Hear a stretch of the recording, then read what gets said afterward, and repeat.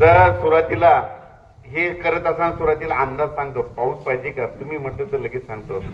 तर अंदाज देतो. आज आहे 18 जून 2025. तर तुम्हाला सांगतो आता हे वारं सुटले बघा, हे कधी बंद होणार तुम्ही सांगतात का?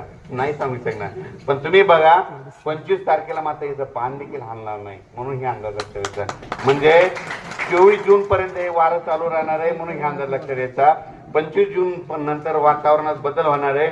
25 जून नंतर परत विदर्भातून पाऊस सुरू होणार आहे आणि विदर्भातून तो पाऊस पुढे पुढे सरकत तुमच्या इथं आटपाडीपर्यंत येणार नाही, पण इथून 15 किलोमीटर मध्ये सोलापूर जिल्ह्यापर्यंत येणार आहे, म्हणून अंदाज लक्षात यायचा. आणि 26, 27, 29चा मात्र तुम्हाला येईल, म्हणून हे लक्षात यायचं. म्हणजे ह्या पावसामध्ये 29 ते 2 जूनचा पाऊस येईल, त्याच्यामध्ये थोडं तुमच्याकडे येणार आहे.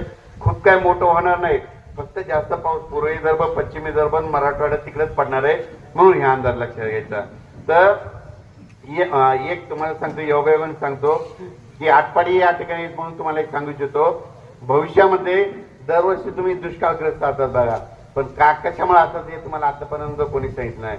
ज्या ज्या वर्षी पाऊस मुंबईतून येतो ना, त्या वर्षी तुमच्या सांगली जिल्हा, सातारा जिल्हा, धाराशिव जिल्हा, पुन्हा नंतर लातूर जिल्हा, बीड जिल्हा, या ठिकाणी सोलापूर जिल्हा तुम्हाला दुष्काळ पडतो, म्हणजे पाऊस कमी पडतो. काय होतं, तो मान्सूनचा पाऊस तसा तिकडं एक तर जळगावकडे जातो, मराठवाड्यात जातो, नसा MP कडे जातो.